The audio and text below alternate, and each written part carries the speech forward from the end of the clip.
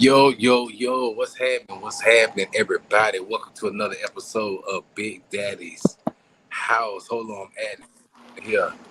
T Renee, Arkansas. What it do, fam? How y'all doing? Hey Hello, y'all. hello, hello, hello, good people. How we doing today? It's What's dude up, been T. crunk, Renee? bro. The guy been crunk all day. I'm in Hey, so much pain over here. I don't know. I don't know if I hey, turned the wrong way, if I stepped the wrong way, but the lower side of my back on my left side is I'm in so much bare pain. back in body, bare back in body. Go get you some. I took It some Aleve. Don't nothing really work for me but Aleve. nothing like a lead work. Bareback, it had you right. Don't get me wrong, but it's like 5,000 milligrams. Ain't no Yeah, I five. It don't ain't no nothing five really. thousand milligrams. Don't believe that, T. Renee. Don't believe that, T. You I know don't what? know. I just Aleve has always been my go-to. That's like the only I'm thing taking that four really tomorrow. subsides any pain that I have. So I think later after the show I'm gonna plug up my heating pad and try that as well.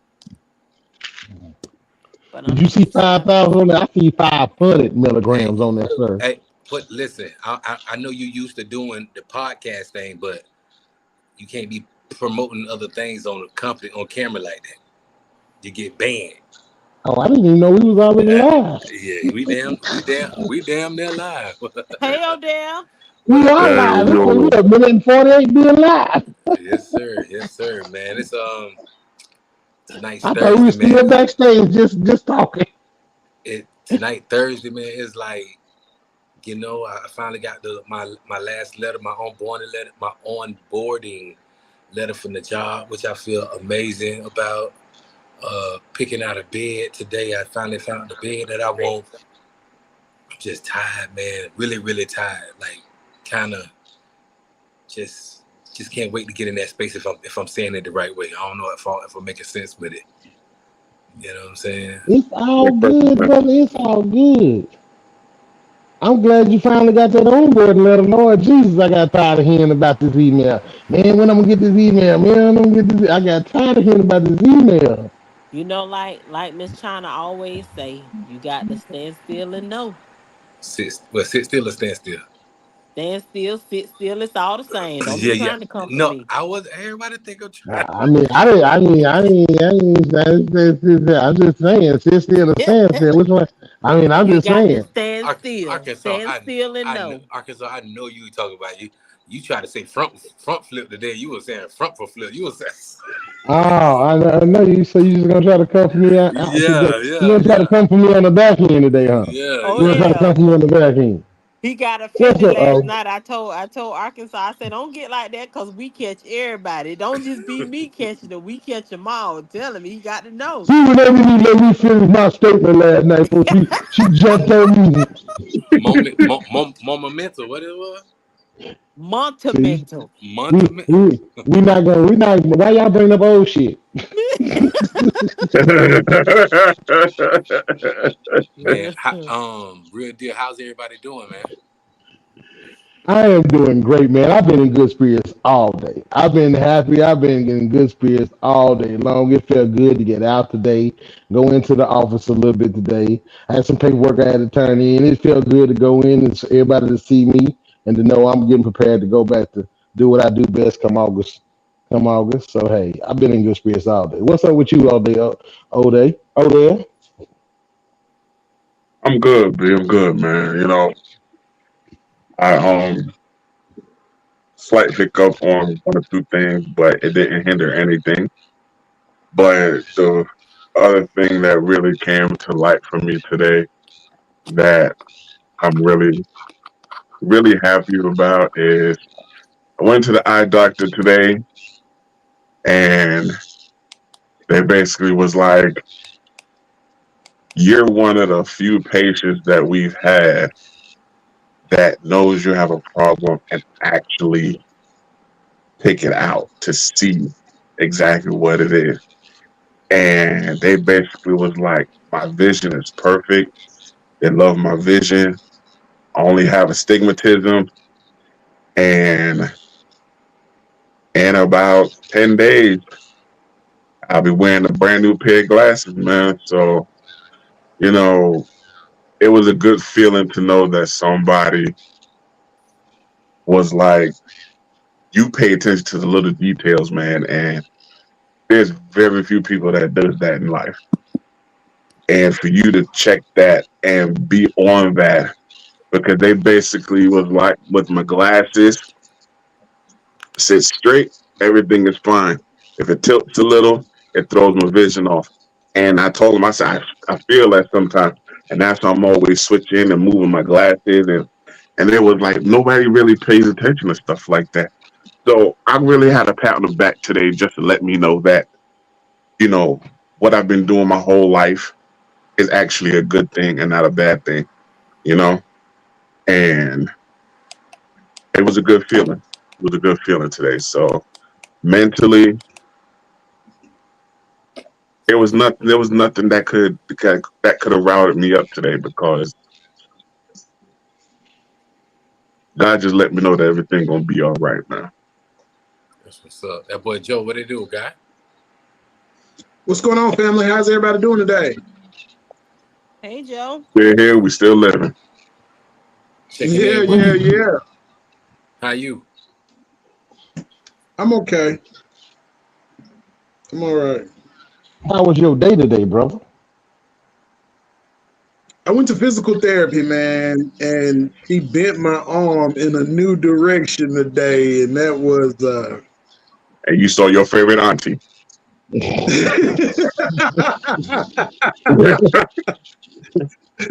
Hey, man, he bent that arm when you ain't bent it before. And your favorite auntie, God rest her soul, came to visit you and said, hey, baby, how you doing?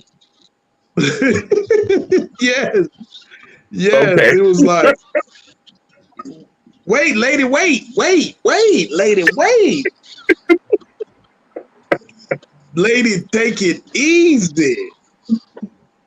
You knew he was But alive. other than That's for that, sure. man, I've been holding this arm in this sling, and I'm used to it just being right here on my side. And when I get there, first thing she says, take it off. Take that thing off. Do all these different exercises and moving this arm. You know, we tend to take small things very for granted in life. My right arm is the arm I had surgery on. It is my primary arm. And I'm so used to now using my left arm, I take for granted that small things, just eating, pulling your pants up, going to the bathroom, all these things that in our day-to-day lives we take for granted. Man. Oh, it's definitely, a lot of people definitely take things like that for granted, because even for me, when I had problems with my ankle and I went to physical therapy, and they had me doing small exercises, like basically the shit we used to do when we was kids. And I'm like, this is what we used to do when we was kids. We used to do the duck walk and all this. Go ahead, Val. No, I was saying, hey, Miss P.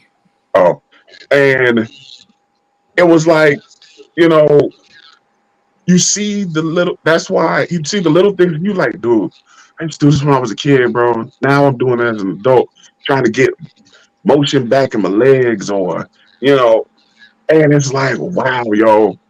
So now when I see certain things, you know, that happens in life, it's almost like, when we was kids, man, we was at our peak, man, and we didn't take it for granted, and we took it for granted, because all of us done said it at least once. I can't wait till I become grown and do what I want to do. Dumbest shit I ever said in my life. And guess Dumbest. what? The There you dumbest go. statement I ever made in my life. Now we're all like, man, I want to go back being a kid, man. The I always dumbest told people, statement I because ever people made be in like, my I want to life. be 9, 10 years old. I said, I don't want to be 9, 10 years old. I want to be 16. They was like, why? I said, because you go to school, Instead of home with your parents, you can go get you a job. You can do whatever the fuck you want to do with your money, and you ain't got nothing to worry about. Hey, all that shit we complained about when we was a kid, like, you know, stupid shit like taking a nap. What the fuck was that back then? Living for free. What the fuck was that back then? Not paying for food at all. You know, not worry about utility, gas, and all this shit. Remember all that dumb shit we was like we couldn't wait to be grown to do? Look at this shit. Buying our own clothes and shit. What the fuck was that? No. Now, Remember that hand-me-down car you got? Oh, I don't want that shit. Man, look here. I go and give me that hand-me-down. I think you ready for somebody to give you a hand me down now, aren't you? I sure is. You ready for that hand me down now, ain't it? Sure. And about them naps. We used to cry when we were kids, man. I don't want to take no nap. I want to be up all day. Now it's like, nigga, I gotta go take me a goddamn nap. Bro, I can't wait till I get home. Take that 30-minute nap because I need me that power nap. Bro, hey, remember them days back in the day when they had cable, when they had the little box with cable? We'd sit up 2 or 3 days straight, sit right in front of the TV, not tired at all. Bitch, I can't sit up for 5 hours straight without. Bro, if it ain't a movie I like to watch or a show that I want to see, if I turn on anything, bro, in 15 minutes, bro. You sound like somebody at the DMV yesterday. Hey, I told you. Bro, it was taking too long. I got back on that back wall. It's over with, homeboy. I got news for you. As long as a comfortable spot. Listen, it'd be so awkward though, Odell. I'm big as hell. Arkansas big in hell. Every time we go somewhere and sit down, he walks his big ass up and stand right directly in front of me. We looking like two fucking M&Ms at every location. They just stand there, and he stand in front of me and he talk loud as fuck. Like he talk as if he want everybody else to engage in our conversation, which they do. And I'm like, can you shut up? You too fucking loud. I gotta stand up. I've been here 3 hours and this, and the whole crowd just looking at us. We already big as hell. Then I get up and I start walking with my bow legs. They be like, they start whispering. I'm like, see, you will draw attention to us. This sucker gets up and go. He said, I'm gonna go sit in the back wall. I see him do like this, sit down. And when I look back, he was like this. He was going. That lady said, it looked like he's having a good time back there. I was having a great time watching the back of my eyelids. I was. Miss T. Renee, how you doing today, baby? Forget them. I ain't worried about none of them. How you doing today, baby? I'm okay. I'm in a little pain, but I'm okay. T. Renee, you said you had we had some stories too, right? Let's go. Let's get into it. I did have a question to ask. For the men on the panel, since I'm the only female up here. But it can go both ways. What are some things? What makes a woman unattractive to you all? I'm gonna say it like this. We can joke about it real quick, but then we got to be serious. How we gonna do this? Serious. We gonna be okay. Serious. Go ahead. Who wants to go first? Oh, D, you got the longest win. Go ahead, get it out. We ain't rushing you, sir. All right. Listen, I'm gonna say this, and it's honest. This is honesty here. Women believe that a man loves sassiness and a bunch of attitude, and it's not the case. There's a lot of things that women believe that men love, but that we really don't. But when it comes to a female being unattractive,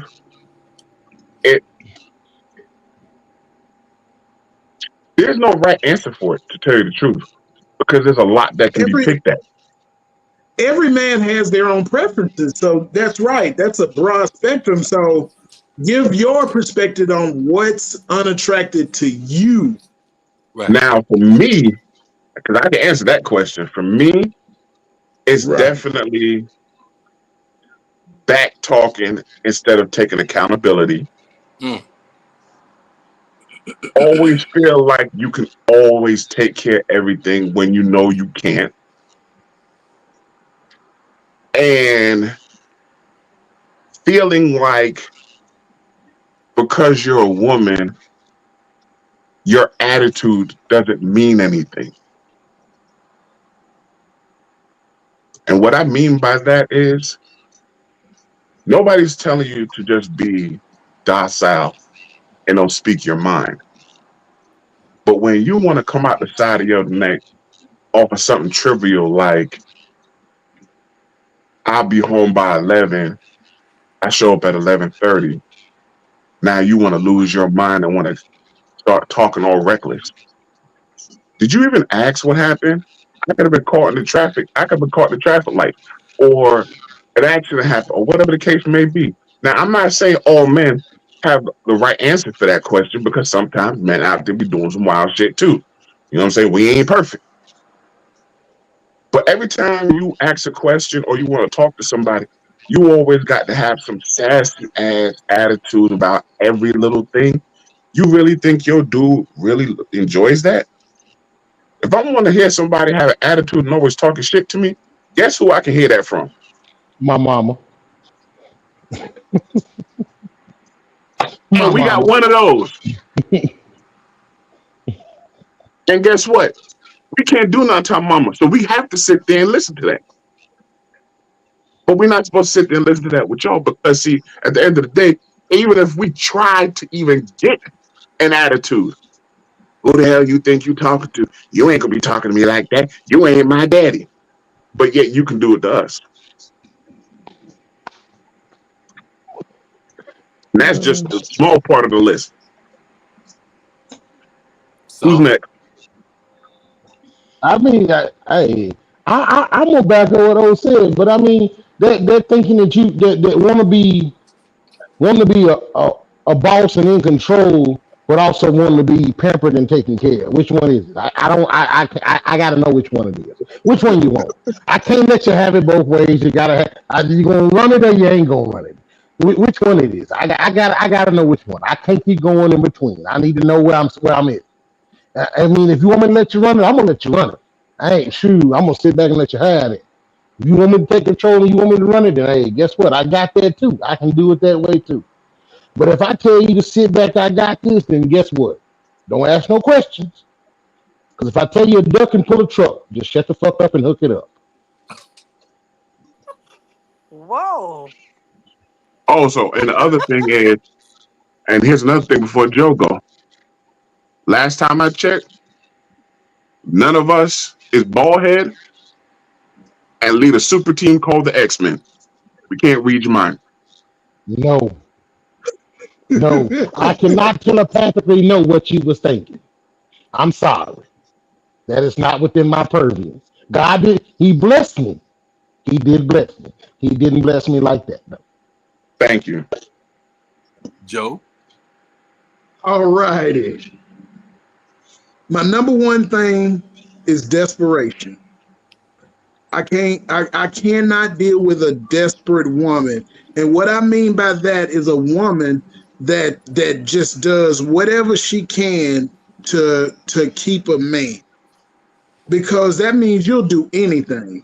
I need a woman with a backbone, somebody that's gonna stand up and put me in my place sometimes because I'm a little crazy. And I don't want my woman to be the loudest person in the room. I want you to be a beautiful flower on my side. Oh, girl, you know what I'm saying? We was at the party. We was this. No, I was always taught that a woman carries herself with dignity and respect. Grace. I don't want no Grace. loud Grace. You're right, brother. Grace. I don't want a loud woman because you may in turn get me into something that I wasn't intended to be into. I'm a man. I'm going to protect you. And to piggyback off what my brother says, I don't want you to be just I ain't gonna use the word talk backative, but Combative. there you go. That's the word, combative. I don't need every conversation to turn into World War III. World War III. I don't need that. I don't need every conversation turning into World War III. So desperation, combativeness, being over boisterous and loud, those are turnoffs for me. I need grace. I need elegance. I need a woman that her presence is felt when she walks in the room and she's not heard. Yeah, that's a very big turn on because see, you know how that saying goes. I want a lady in the street, but a freak in the bed. Keep all that loud, boisterous stuff when we in the room. You know what I'm saying? I want to hear the back of your tonsils. Guess what? I want to hear that in the room, not while we in the street. Um, I'm gonna go. I have a thing with women, man. After knowing a woman for some time, a big turnoff is not being able to communicate. And when I'm talking about communicate, like, bro, I want a woman who can like process some shit. What we talking about? Sit down and think about it instead of being quick to speak. Process some shit and come back to me, and so let's break this shit out. Not like, oh, my bad, I thought you meant it that way. Hey, nobody ain't perfect, but that's a big turn off. Not feeling safe around a woman, not feeling like I can be myself around a woman. That's totally like a turn off. Like, bro, like if I can't say the shit that I need to say on my chest, and of course I'm gonna say it respectfully, but if you take everything that I say and twist it and turn it and see the negative part about it, I can't feel safe to be me who I am around you because I want you to be real with me.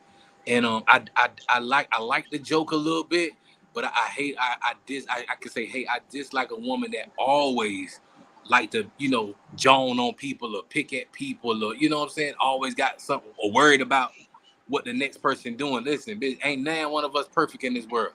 So we laughing at somebody else's shortcomings, bitch. We can be next. Yep. You know what I'm saying? So it's a few of my turnoffs. By turn of the key, we could be next. What else, T. Renee? That satisfy your question? It, I don't think she was yeah, expecting all that. I would. I mean, I can agree with all of it. I as a woman, I can agree with all of it.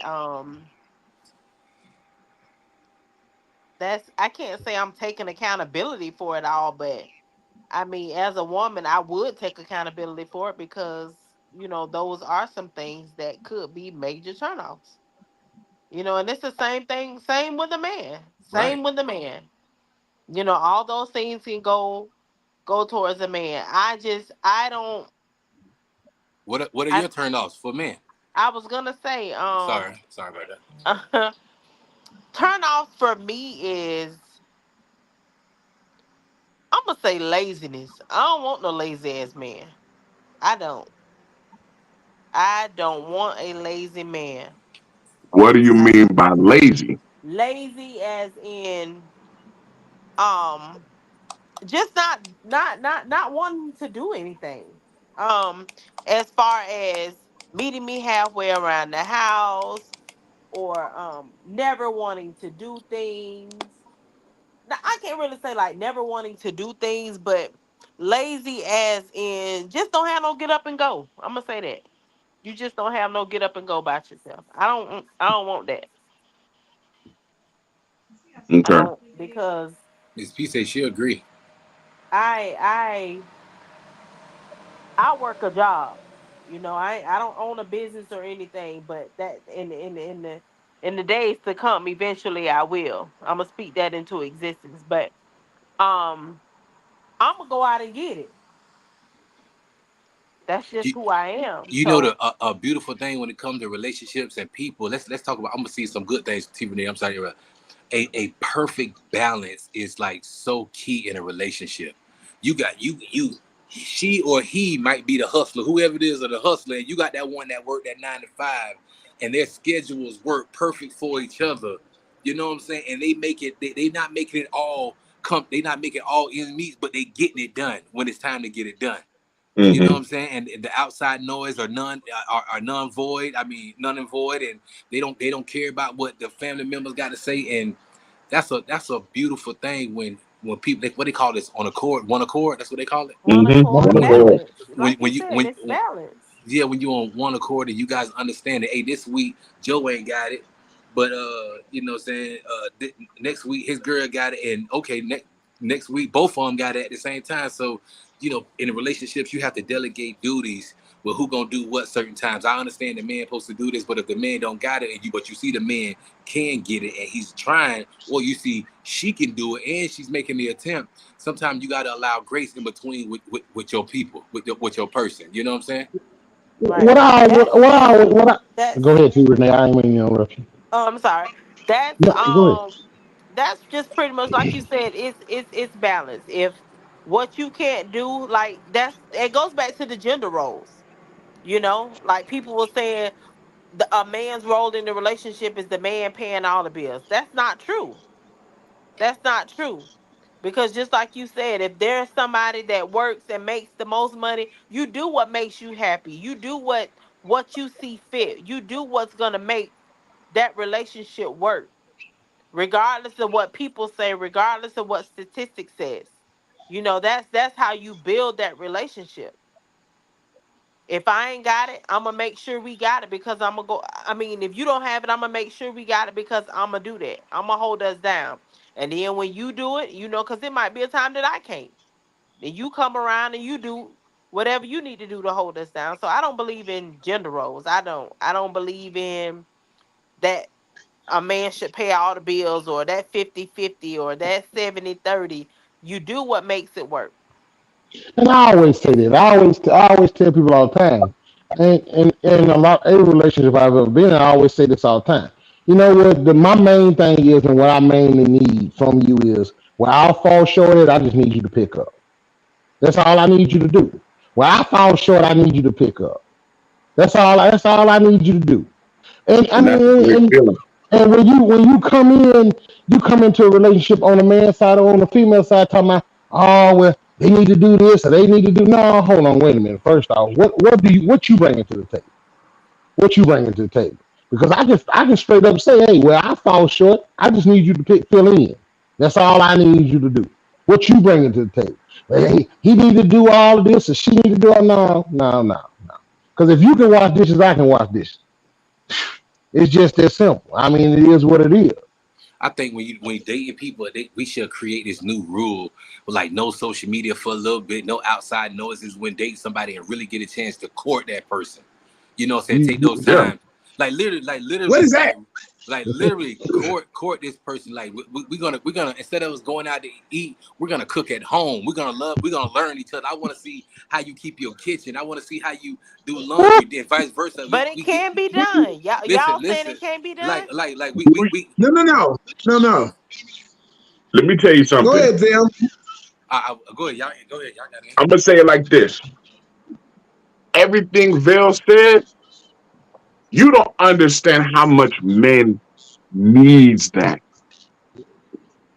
And too many of these women out here are social media crazed about what's going on out here. OD, hold on real quick. That's and it's not all. Okay, it's both ways, yes, sir. It is both ways. It's definitely both ways. Yes, sir. You see how you said, let's not go out to eat. Let's cook at home. Right. Do you know how many people you can go through in life that will not do that?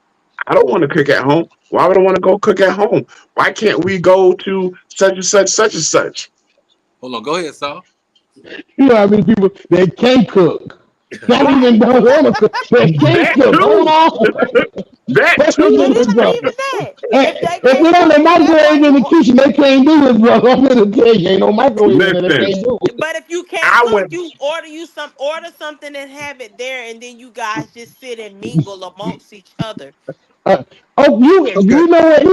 I go out when we do go out. When we go out, like to one of the restaurants or whatever, I look around and you can see people on dates They phone in their hand. Whole family Yeah. sitting at the table. Everybody got their phone in their hand. Ain't nobody talk. Because everybody in their phone. She on her Hey, phone. He here's on her my phone. thing. Go ahead. Okay, but he said one word. He said one word. Courting. One word. Exactly. Exactly. Ask somebody under the age of 30 what that word means. Courting, Courting. courting, Ask them what courting. that, because that doesn't exist anymore. It doesn't It don't. exist anymore. Because I was just watching the news, and now they're talking about AI boyfriends and girlfriends. Now you I'm can gonna calm have an myself down. AI I'm gonna calm myself relationship. down. Now you can have, so what you're talking about is a dying thing. It's a dying thing. But when we are up, it was a thing. Courting was a thing. You went out on dates, you got to know each other, you put your phone down, you really dug deep into the psyche of the person. You went to their house, like you said, cooked the meal, or you went out and got something, and y'all sat down at the table and y'all ate together and y'all had conversations. You put your phone down. You mean But you put your where papers and does your people that down? exist? But where does that exist in today's society? You I ain't know, even putting an age on it. it's Where a does that it's a exist? it's a I'm gonna tell puzzle. you what. Hold on, it's a puzzling thing. It's definitely still here. Unfortunately, everybody keeping up with what's going on. Everybody's losing it. A lot of people, I can't say everybody, but a lot of folk are losing the courting technique. Starting. I'm looking for a social media um page manager because I feel myself, just too much thinking you trying to promote, do all these things, and I'm taking away precious moments for life. Like I could be getting healthy, I can be doing other things, learning new crafts and stuff like that towards my goals and my dreams. But I feel like two phones. I've been busy a lot, but I've been under a lot of pressure. So these things are what's soothing me right now. But now it's time to cut out the excuses and turn it up. So when it comes to these relationships, man, when me and my people going out for the next time when we get together, bro, we leaving phones in the car, literally in the car. There's no need for it. We can go 30 minutes. When we get back, if it's a phone call we miss, we'll make that phone call up. You know what I'm saying? Yeah. I understand about, going, when I start going back to the gym, you're going to see me take a picture of outside, and I'm not doing that for social media. I'm doing that for accountability. You're going to see me take a picture outside. I'm not taking pictures of my workouts anymore.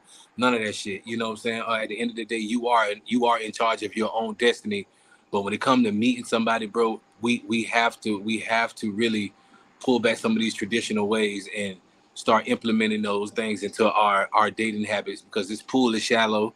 Everybody messing with everybody. Everybody is scared to tell people who they're messing with. People are playing for keeps, and you don't want it to be your life.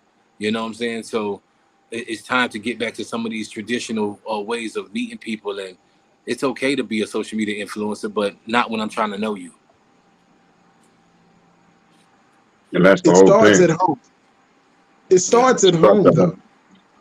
It starts at home. If you didn't see your daddy court your mama or a man court your mama, then what do you know? What do you? And I'm a big advocate of, we are the first representation of adults that our children see.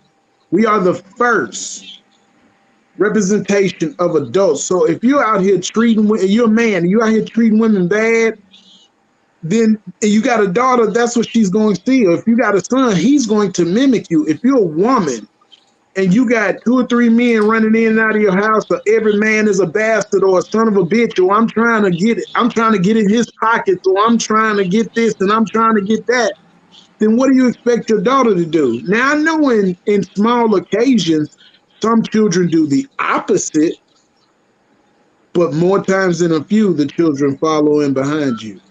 Damn. Yeah. Hey, T Renee, what else we got next?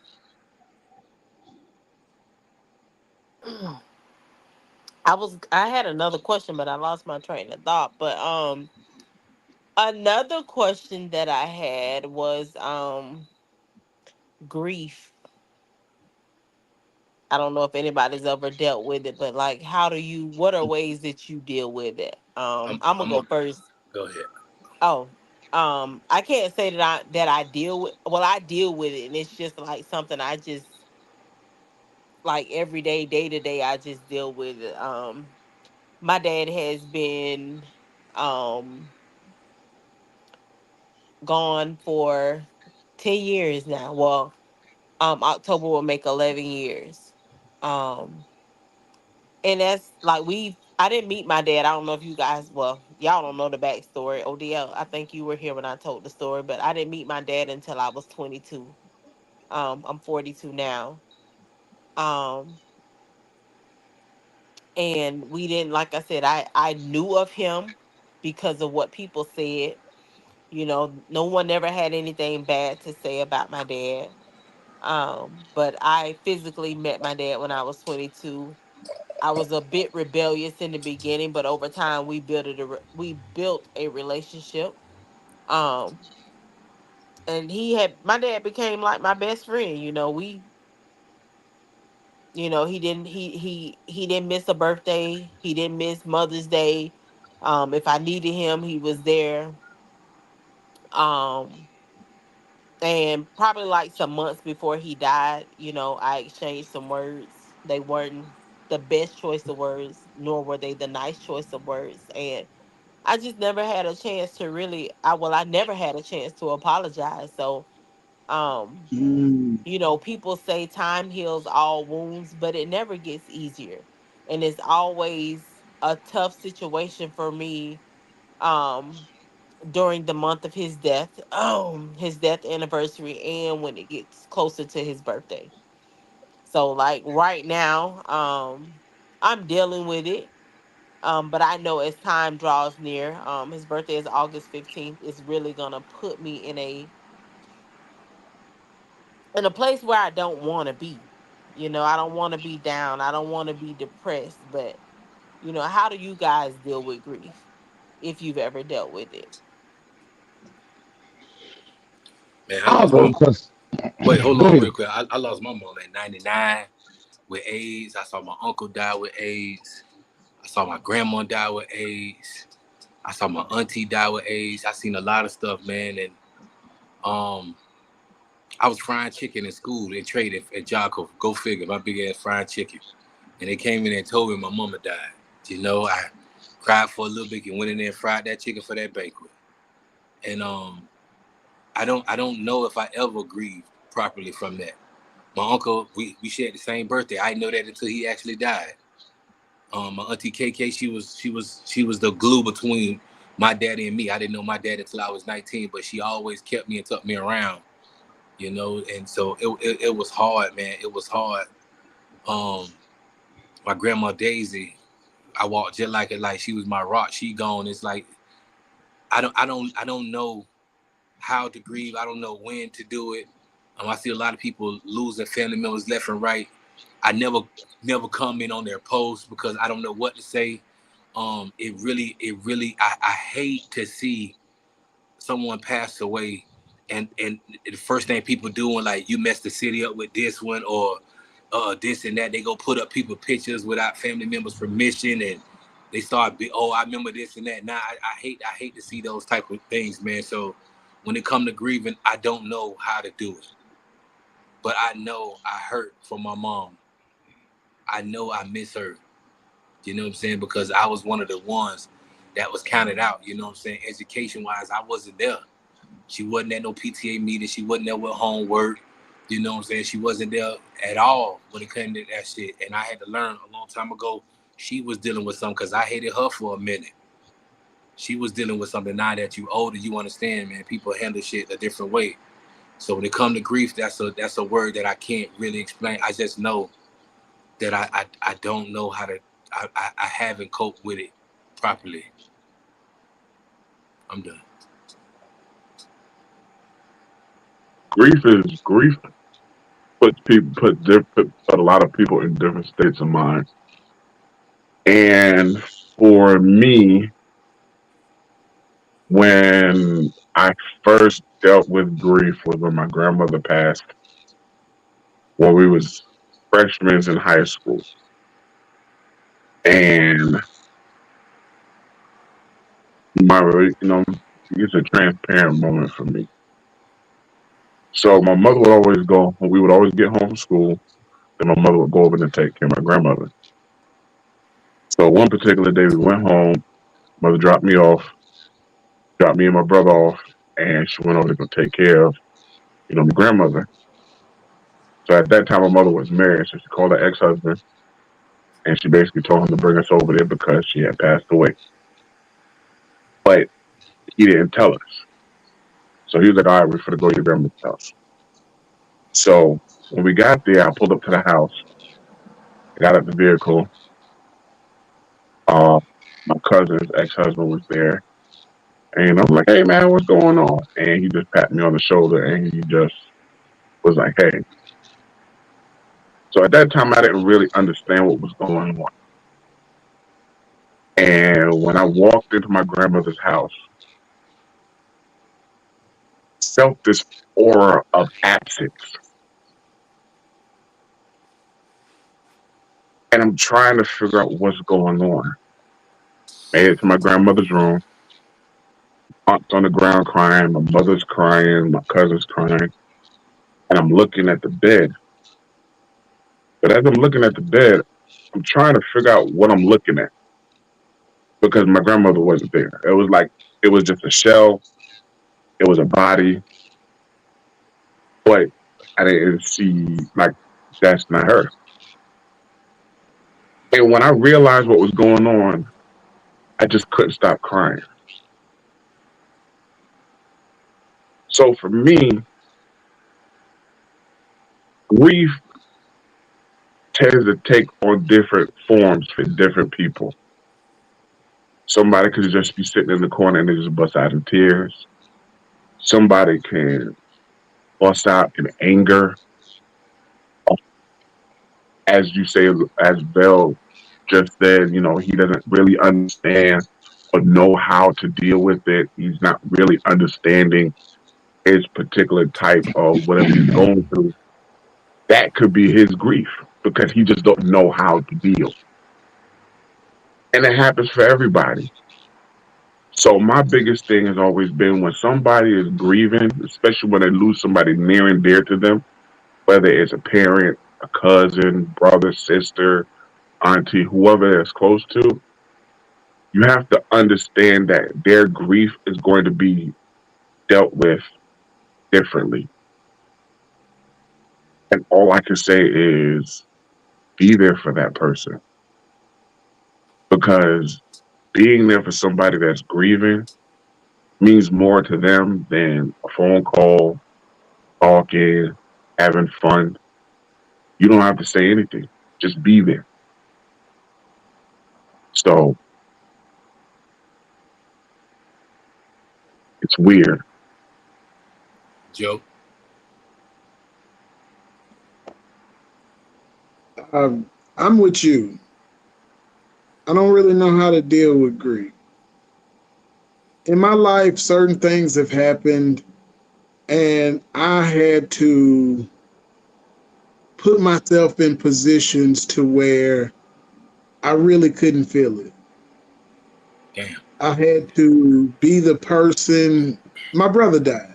The last person to die was my brother, my baby brother. We're 10 years apart. And when he died, it hurt. I lost my little brother. But at the same hand, I was thrown into a position to where I had to take care of everything.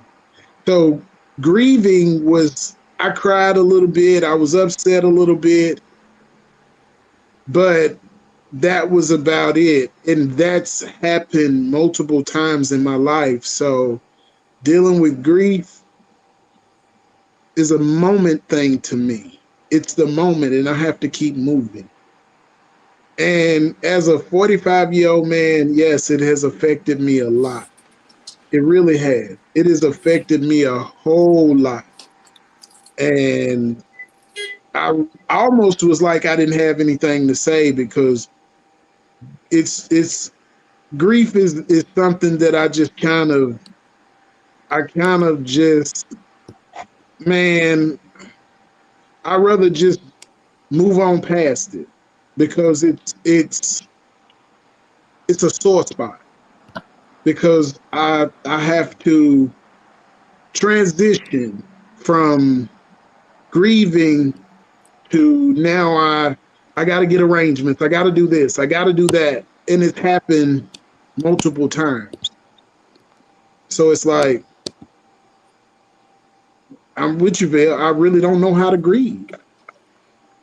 Before Arkansas get in, that thing you said, you just never had the time to do it because, I man up, let's go. You just never really had that moment to fight, to get it together. As always, every time someone died in my house or died around me, I was job code, homeless shelter. I was somewhere where I didn't have time to cry because I just had work to do.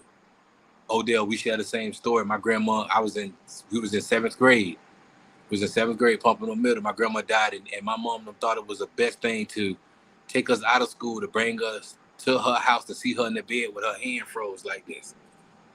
I think they thought that was the thing to do to seventh graders and sixth grade kids. It fucked me up, bro. That fucked me up. I'm done, Arkansas. It's on you, Arkansas. Well, I'm probably the person on the panel with the most recent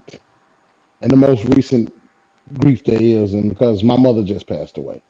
But let's go beyond. Let's go behind that one. My great grandmother passed, which was my grandmother. I was nowhere. I wasn't at home. I was here in Tennessee working, and grief was never, because as men we were always taught that we don't cry. You don't show your tears and this, that, and the other. And so when my mother called me, because I'd been home couple weeks prior and seen my grandmother in the hospital, and she was doing so well when I left, my mother called and she asked me where I was. I told her where I was. She said, "Well, let me talk to your godmother. Let me talk to the other mother." And then she informed her that, hey, she told her that my grandmother had passed and not to let me leave. Don't let him go nowhere. I don't need to see him till the weekend. Because she knew that was my heart. That was my, I felt like my everything, my whole world. And the first thing smoking going that way, I would have been headed that way. God graced me to get through that, honestly, by the grace of God. And it was the grace of God that allowed me to grieve my mother passing in a different light, in a different way, because the last week of my mother's life, I got to spend with her. I spent the entire week with her. I watched her fight cancer with everything she had. And to this day, it still hurts. So it's never going anywhere. T. Renee, baby, I feel you. It's never going to go anywhere. To talk about it, it hurts. That I know that I spent the last week with her, it gives me comfort. That I got to laugh, I got to joke, I got to hang out with my mother. Because if you got to know my mother, you know she was always about the laughter. Whatever was going to make you laugh is what she was about. So it was a comfort to me. And it made things a lot easier when it came down to making preparations. When it came down to being prepared, it made me a lot easier. And people was like, well, you handling it well, you handling it well. No, I really wasn't. I was handling it the way I had to handle it because I knew my father could only handle so much. And because they had just closed on a brand new house. And his goal was to get her in her new home. And she didn't make it there. So that hurt him the most. They didn't finish the remodel in time to get her there. So I knew what I had to do and who I had to be. So that's what I was. I knew I had to deal with that outside of everybody else. I had to grieve outside of everybody else because I still had to stand up and make sure everything happened the way it needed to happen. But being the fact that I got to spend the last week of her life with her was the best thing that I could do. Was the best gift God could ever give me. And when it came time to grieve, I, I, I've truly, and I will say, I've truly not probably dealt with all of that grief that comes with that. But as everybody on this panel knows, I'm gonna put a smile on my face every day, and we're gonna do what we do best, baby. Hey, that's how we gotta do, man. That's how we gotta do it. Condolences to you and your family about your mother, Duke, because you only got one. You know what I'm saying? And people always say, "Well, you always being sarcastic, you always joking this, that, and the other." If you want to know where I got it from, you got to meet my mama, baby. She's the Hey, most sarcastic person I know. I mean, to tell you, you want to know where I get it from, you had to meet her. hey. And that's a My beautiful brother thing, would, man, my brother because you would know tell what? you. And I'm gonna tell you right now, man, the people that do know your mom do, you know they gonna live. They know your mom ain't going nowhere. She right there with you, bro. And as long as you constantly keep doing what you got from your mama, dog, ain't nobody gonna never forget your mama, yo. And I'm gonna tell you, it's something wholesome about that because as you lost your mother this year, I lost my aunt this year, and my aunt literally was like my second mother. You know what I'm saying? If anything happened, my aunt came in and was like, "Yo, I got old. Don't worry about it. This, that, and the third." And unfortunately, for the both of us, we both watched our significant ones get called home battling cancer. And I did the same thing too, Arkansas, bro. I sat with my aunt. I went over there after dialysis. I went the next day. I stayed there with her, helped her out, made sure she ate, this, that, and the third, all the way to the end. And, a lot of people, as you said, you know, people's like, oh, you're taking it well. Is everything okay? This, that, and the third. People don't understand, like, what you've done with that person all the way to the end that they got called home. You're going to grieve a certain type of way. And for me, when I had to grieve, I didn't grieve until, and I know it's going to be hard even for you because you went through it. When you watch them when you put them in their final resting place, I and mean, that's when it. Go ahead. it's so real and so extra hard, and people don't understand.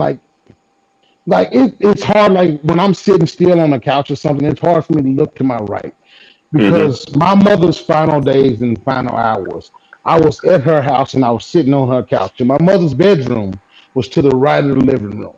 Hmm. And I just helped her to the bathroom, and she had just got back in the bed. Hmm. And I heard a thump, and I looked to the right, Hmm. and my mother had fell out of the bed, and I said, "Mama, are you okay?" And I got no response.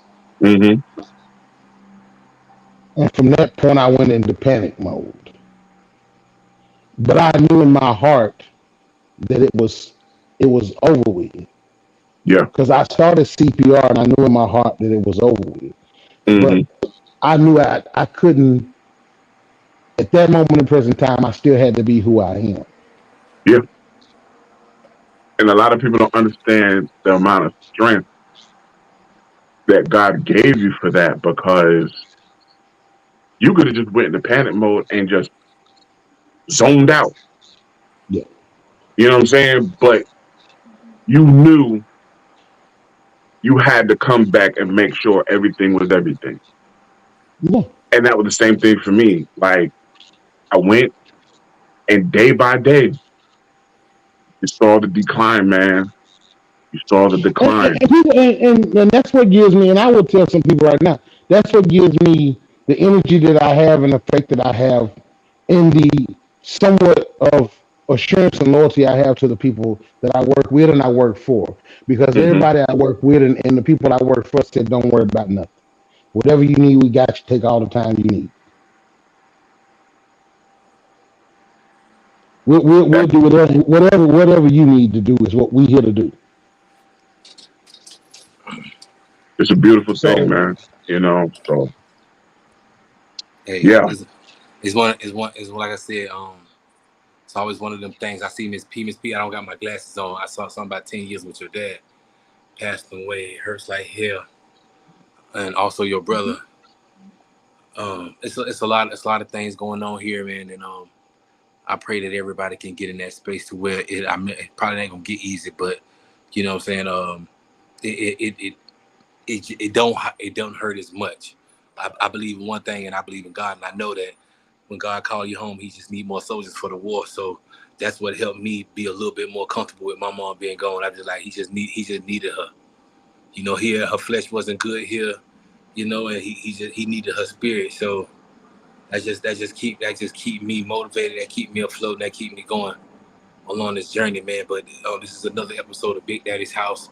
Shout out Raw Pieces, my auntie, my cousin, my godmama. She in the building right now, Miss Patricia and Miss P. Raw Pieces 7 days a week from 9 to 6, 9 to 6, 9 to 7. Please hit them up. Glass House Custom Pools LLC. My cousin said they do it right. Class of 99. I got to go join they live right now. They around here popping they crap at Class 99. They got they takeover this weekend coming in Orlando. Cigar pouring smoke shop.